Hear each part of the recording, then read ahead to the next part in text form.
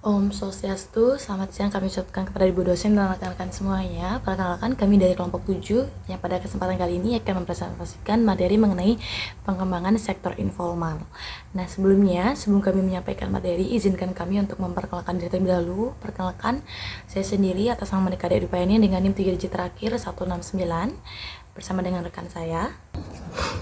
Baik, selamat siang teman-teman dan Ibu dosen. Perkenalkan, nama saya Iko Mamahyogi dengan NIM 2307511213. Di sini saya akan mempresentasikan materi tentang pengembangan sektor informal. Baik, materi yang pertama akan dijelaskan oleh saya, konsep dan pengertian sektor informal. Istilah sektor informal pertama kali diperkenalkan oleh Keith Hart 1973 dalam studinya mengenai aktivitas ekonomi masyarakat perkotaan di Accra, Ghana. Ia menemukan bahwa sebagian penduduk memperoleh penghasilan dari kegiatan ekonomi di luar sistem formal seperti berdagang, membuat kerajinan, atau memberikan jasa sederhana tanpa terkait aturan pemerintah. Hart kemudian menyebut kegiatan ini sebagai bagian dari informal income opportunities, yaitu aktivitas ekonomi yang tidak tercatat secara resmi tetapi tetap produktif. Selanjutnya, konsep ini diperluas oleh income dan equality. Laporan tersebut menegaskan bahwa sektor informal memiliki peran penting dalam menyerap tenaga kerja di negara berkembang yang tidak mampu menyediakan lapangan kerja formal yang memadai. Dengan kata lain, sektor informal menjadi penyangga ekonomi rakyat yang memberi ruang bagi masyarakat miskin dan berpendidikan rendah untuk tetap produktif dan memperoleh penghidupan.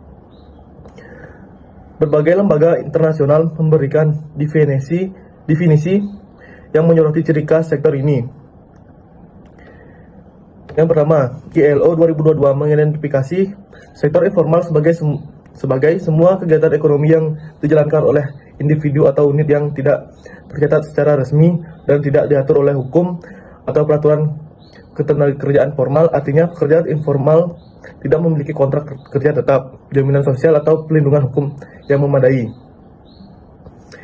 Dan yang kedua, dari UN 2021 menekankan bahwa sektor informal meliputi usaha-usaha kecil berbasis rumah tangga dan perdagangan kecil hingga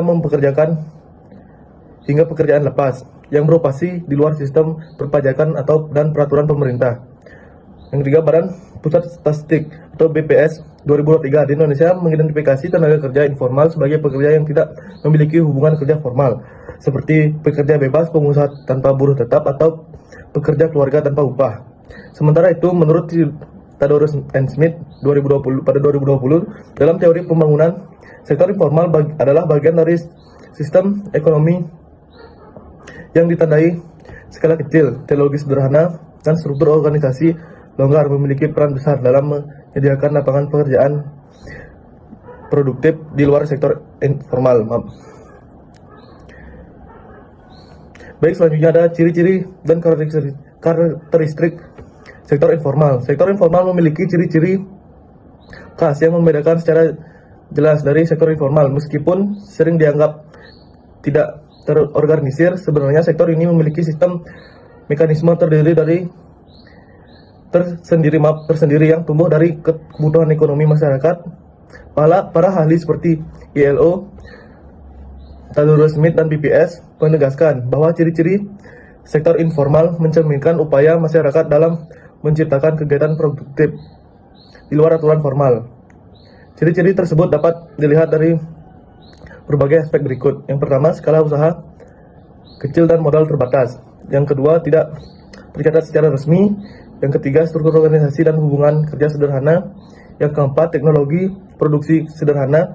Yang kelima, tanpa jaminan sosial dan perlindungan hukum. Yang keenam, pendapatan tidak tetap. Yang ketujuh, lokasi usaha fleksibel. Yang kedelapan, berbasis komunitas dan sosial. Dan yang terakhir, yang kesembilan, akses terbesar terhadap pembiayaan dan teknologi. Baik, selanjutnya, peran sektor informal dalam perekonomian. Sektor informal memiliki posisi strategis struktur ekonomi nasional, terutama di negara berkembang seperti Indonesia. Dalam berbagai literatur pembangunan, sektor ini disebut sebagai penyangga yang berperan penting dalam menjaga stabilitas sosial ekonomi ketika sektor formal tidak mampu menyerap seluruh tenaga kerja. Namun perannya telah berkembang lebih jauh, bukan hanya pelengkap tetapi juga sebagai motor penggerak ekonomi rakyat dan sumber inovasi baru. Selain menyerap tenaga, sektor informal juga menjadi sumber utama pendapatan bagi rumah tangga berpenghasilan rendah. Pendapatan yang dihasilkan mungkin tidak tetap, tetapi cukup memenuhi kebutuhan dasar, mengurangi tingkat kemiskinan. Dalam banyak kasus, usaha informal bahkan menjadi sumber kemandirian ekonomi keluarga karena tidak tergantung pada perusahaan besar atau instansi pemerintah. Di berbagai daerah di Indonesia, aktivitas tersebut berdagang di pasar tradisional, memproduksi kerajinan tangan atau makanan rumahan menjadi tulang punggung ekonomi lokal yang menopang kesejahteraan masyarakat kecil. Baik, materi selanjutnya akan dilanjutkan oleh rekan saya. Baik, materi selanjutnya akan membahas mengenai teori pengembangan ekonomi kreatif atau orange ekonomi. Nah, sebenarnya teori ekonomi kreatif ini digagaskan oleh Felipe Buitrago dan Ivan de Gue Marquez pada tahun 2013 pada bukunya yang berjudul The Economy Orange and Infinity Opportunity, menyatakan bahwasannya ekonomi kreatif ini berdasarkan atau berbasis pada kreativitas, ide, dan budaya dengan membawa identitas dengan warna orange yang melambangkan semangat, energi, dan kreativitas. Selain itu juga pada bukunya ini ia menyatakan bahwasannya ekonomi kreatif ini berlandaskan atau bermodal utamakan yaitu ide dan inovasi, menjelaskan bahwasannya ide dan inovasi merupakan modal utama dari proses perekonomian dari ekonomi kreatif itu sendiri. Selanjutnya adalah ruang lingkup atau subsektor dari ekonomi kreatif itu sendiri. Kemenparekraf Republik Indonesia menyatakan adanya 17 subsektor dari ekonomi kreatif itu sendiri. Salah satunya adalah adanya kuliner, kemudian fashion mode, kemudian adanya permainan atau konten digital, kemudian juga adanya seni pertunjukan, kerajinan tangan, dan sebagainya yang pastinya memanfaatkan kreativitas, budaya, dan inovasi dari masyarakatnya itu sendiri. Baik, selanjutnya adalah 4 pilar utama berdasarkan Buitrago dan Ivan de Gue Marquez tahun 2013 pada bukunya menyatakan bahwasannya 4 pilar utama dari ekonomi kreatif itu yang pertama adanya inovasi dan kreativitas. Bahwasannya inovasi dan kreativitas ini merupakan nilai utama atau nilai ekonomis dari produk ekonomi kreatif itu sendiri. Contohnya misalkan kuliner daerah dan kerajinan tangan. Nah, jadi nilai kreatif dan inovasi dari kuliner daerah dan kerajinan tangan itu sendiri merupakan nilai utama dari ekonomi dari produk tersebut. Misalkan kuliner daerah dan kerajinan tangan ini memiliki tingkat inovasi dan kreativitas yang lebih tinggi sehingga tidak ada yang bisa menirukan istilahnya atau tidak punya pesaing lainnya. Nah, sehingga itulah nilai ekonomi dari kerajinan dan kuliner daerah itu sendiri. Kemudian pilar yang kedua yaitu adanya budaya dan identitas. Nah, budaya dan identitas ini juga menjadi pilar utama. Karena apa? Nilai budaya dan identitas ini merupakan salah satu nilai autentik atau unique selling point dari produk ekonomi kreatif itu sendiri. Contohnya adalah kain endek Bali. Nah, nggak ada nih daerah atau provinsi lain yang memiliki kain seperti kain endek yang ada di Bali. Sehingga kain endek di Bali itu memiliki nilai budaya dan identitas atau unique selling point-nya itu tersendiri sehingga mampu bersaing. Kemudian pilar yang ketiga yaitu adanya teknologi dan akses pasar. Nah, apa sih hubungan terhadap teknologi dan akses pasar itu sendiri? Nah, ketika teknologi yaitu seperti digitalisasi ini digunakan untuk mencari ini akses pasar bagi ekonomi kreatif itu sendiri. Contohnya misalkan adanya digitalisasi dari ekonomi kreatif itu sendiri bisa menciptakan yang namanya akses pasar. Nah, misalkan membuat barang-barang atau produk-produk dari ekonomi kreatif itu sendiri bisa go internasional. Tidak hanya untuk membuka akses pasar, tapi juga mempermudah yang namanya transaksi. Jadi, teknologi dan akses pasar ini juga merupakan pilar utama dari ekonomi kreatif itu sendiri. Kemudian yang terakhir, pilar yang keempat yaitu adanya kebijakan dan pastinya ekosistem pendukung. Nah, kebijakan dan ekosistem pendukung ini dinyatakan bahwa ini sebagai pilar utama karena dapat membantu menjalankan dari proses ekonomi kreatif. Contohnya triple helix. Nah, triple helix ini dalam bukunya Buitrago ini menyatakan ada triple helix sebagai kebijakan dan ekosistem pendukung. Triple helix itu adanya pemerintah, kemudian pelaku bisnis itu sendiri, dan terakhir itu adalah media. Nah, apa sih tugas pemerintah di dalam ekonomi kreatif itu sendiri? Nah, yang pertama sebagai pencipta regulasi pastinya, kemudian juga sebagai penentu harga juga bisa, sehingga tidak ada terjadinya harga yang terlalu melambung tinggi lah, tidak sesuai dengan permintaan dan sebagainya. Jadi pemerintah itu sebagai regulator atau pencipta regulasi.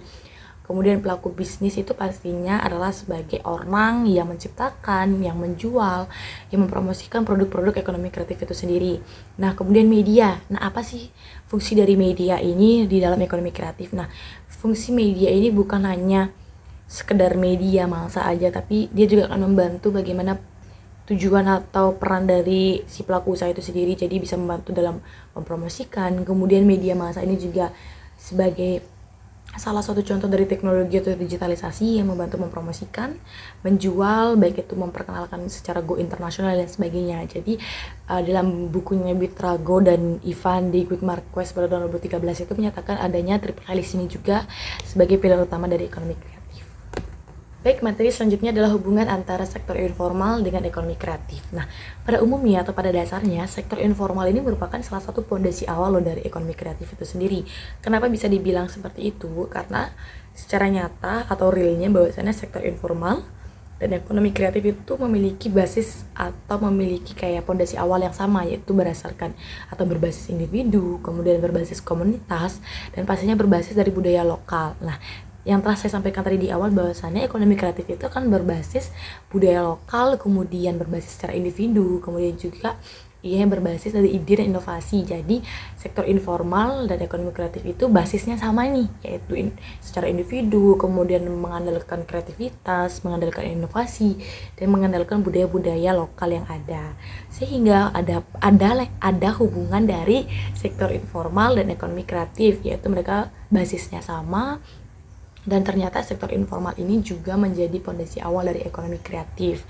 Contohnya misalkan tidak banyak juga kegiatan informal seperti pengrajin, kemudian pengrajin tangan, mungkin pengrajin gegabah dan pengrajin tanah liat dan sebagainya. Itu merupakan salah satu sektor dari ekonomi kreatif yang berbasis mikro atau kecil yang sebenarnya belum terfasilitasi saja, sehingga belum bisa mencakup yang namanya ekonomi kreatif itu sendiri. Baik, selanjutnya saya akan menjelaskan bagaimana sih jembatan transformasi dari sektor informal menjadi ekonomi kreatif gitu misalkan. Nah, dari sektor informal misalkan salah satu contoh sektor informal itu misalkan pengrajin tangan gitu. Nah, sejatinya sektor informal ini menjadi pondasi awal dari ekonomi kreatif yang mengandalkan ide dan inovasi. Kemudian apabila sektor informal ini, misalkan contohnya pengrajin tangan, diberikan akses misalkan seperti pendidikan, kemudian pelatihan, kemudian pelatihan baik itu pelatihan secara teknis ataupun pelatihan secara digital. Pelatihan digital ini juga memberikan seperti pelajaran untuk bagaimana caranya melakukan digitalisasi dari hasil dari produk itu sendiri. Jadi ketika sektor informal, contohnya pengrajin tangan, diberikan akses pendidikan, pelatihan, kemudian teknologi, kemudian bagaimana akses pasar dan diberikan peluang pasar, pastinya akan berubah menjadi sektor ekonomi kreatif yang lebih formal. Jadi seperti itu jembatan transformasi dari mana caranya mengubah sektor informal menjadi ekonomi kreatif itu sendiri. Untuk selanjutnya adalah model keterpaduan lokal.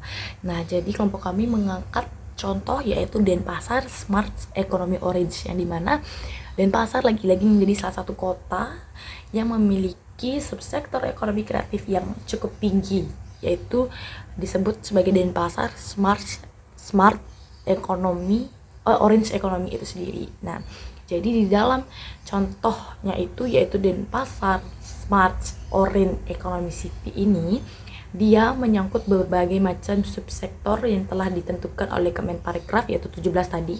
Jadi dari kelompok kami menjelaskan lebih khususnya yaitu pada bagian fashion modenya. Nah, jadi di Denpasar Smart Orange Economy itu tidak hanya tentang kuliner kemudian kerajinan tangan, tapi lebih kepada ke fashion modenya. Jadi di Denpasar itu ada yang namanya Dekranasdanya sendiri. Dekranasda Kota Denpasar yang menaungi bagaimana pengrajin-pengrajin, kemudian bagaimana desainer-desainer lokal Kota Denpasar itu untuk menjadi salah satu subsektor ekonomi kreatif yang lebih maju di bawah naungan namanya Denpasar Fashion Street gitu jadinya. Jadi di Denpasar itu sudah sering sekali melakukan kegiatan ekonomi kreatif. Nah, jadi tujuan dari terciptanya Denpasar Smart Orange Economy sendiri itu apa sih sebenarnya? Jadi tujuan dari sinergi Kota Denpasar untuk menciptakan Denpasar Smart Economy Orange itu yang pertama menciptakan lapangan pekerjaan, kemudian yang kedua pastinya meningkatkan perekonomian, kemudian yang ketiga menciptakan subsektor perekonomian yang lebih luas, setidaknya ekonomi secara umum tapi memperluas menjadi ekonomi kreatif. Baik, materi selanjutnya adalah bagaimana kebijakan dan tantangan utama pengembangan sektor informal di Indonesia. Nah, sebenarnya akses atau tujuan utama dari adanya kebijakan yang dilakukan pemerintah itu pastinya untuk menciptakan kemudian inklusivitas, kemudian perlindungan, kemudian bagaimana melancarkan dari kegiatan sektor informal di Indonesia dari ekonomi kreatif itu sendiri.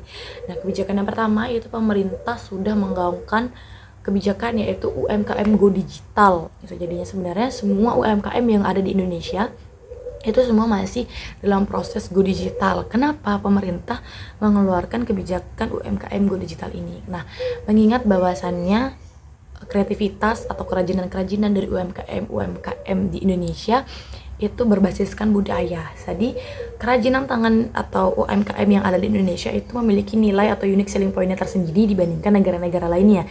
Sehingga kita harus nih membuat bagaimana produk-produk UMKM ini bisa dikenal ke luar negeri, bisa dipasarkan ke luar negeri. Salah satu caranya adalah pastinya melakukan digitalisasi kan.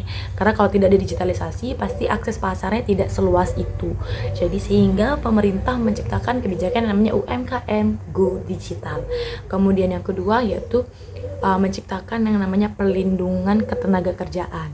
Nah, ternyata setelah kelompok kami melakukan riset dan sebagainya, ternyata pemerintah ini sudah memberikan kayak seperti perlindungan ketenaga kerjaan. Nah, yang kita tahu yang awam itu adalah BPJS Ketenagakerjaan.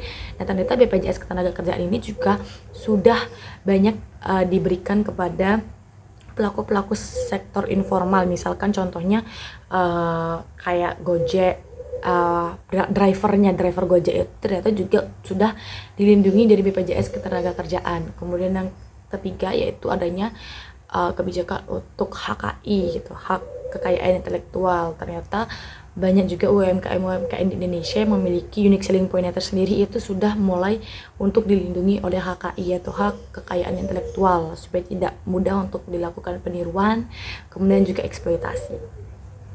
Baik, materi selanjutnya yaitu tantangan utama dari pengembangan sektor informal. Nah, tantangan utama yang pertama yaitu pastinya akses modal yang sangat sulit. Kesulitannya akses modal. Nah, yang kita ketahui dan yang saya ketahui bahwasanya sektor UMKM itu cukup sulit untuk mendapatkan akses modal atau pinjaman di perbankan karena yang pertama slotnya terbatas, kemudian yang kedua terlalu banyaknya permintaan dari akses peminjaman itu daripada ketersediaan bank itu sendiri.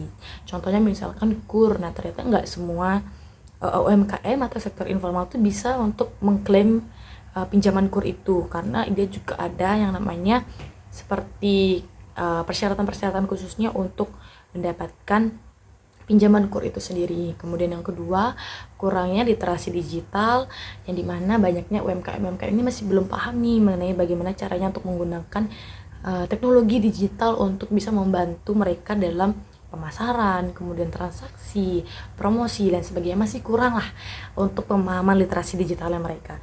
Kemudian yang ketiga yaitu kurangnya perlindungan HKI. Sekali lagi bukannya pemerintah belum melakukan HKI, tapi pemerintah masih proses untuk melakukan perlindungan HKI karena untuk melindungi sebuah karya atau produk atas nama HKI, hak kekayaan intelektual itu prosesnya cukup panjang dan biayanya juga cukup mahal gitu untuk melindungi HKI dari produk itu sendiri. Jadi masih banyak lah produk-produk UMKM itu masih belum tercakup dari hak kekayaan intelektual, jadi masih kurangnya HKI sehingga masih banyak yang melakukan peniruan, kemudian eksploitasi dari produk, kemudian budaya yang dicakup dari hasil sektor UMKM yaitu yang keempat dan yang kelima dari tantangan utama pengembangan sektor informal itu yang keempat yaitu pastinya kebijakan yang masih tumpang tindih. Nah, karena kita ketahui bahwasannya di Indonesia ini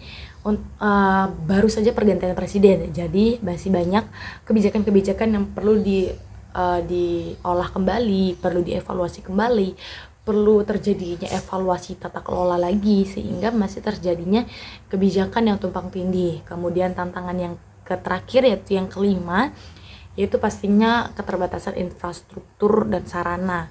Jadi keterbatasan infrastruktur misalkan seperti lapangan pekerjaan, kemudian juga seperti lahan untuk melakukan usaha, itu lahan yang layak untuk dilakukan perekonomian sektor informal, atau lapangan yang layak untuk dilakukannya kegiatan produksi, kemudian kegiatan menciptakan sebuah produk, itu masih cukup sedikit untuk kita temui. Bagaimana layaknya dari lahan itu masih cukup kurang kita ketahui dan kita ketemui. Jadi sebenarnya sehingga itu pasti akan mempengaruhi bagaimana pengembangan dari sektor informal, karena tempat untuk menciptakan usaha, tempat untuk menciptakan produk saja masih belum ada, masih kurang. Gimana kita bisa menciptakan produk yang lebih ketika lahan untuk menciptakannya saja kurang. Baik, sekian yang dapat kami sampaikan sebagai kelompok 7. Saya selaku perwakilan dari kelompok 7 mengucapkan permohonan maaf apabila terjadi kesalahan kata, kemudian terjadinya kesalahan-kesalahan lain yang tidak kami sadarkan. Kami tutup dengan para Masanti, Om Santi Santi Santi Om, dan terima kasih.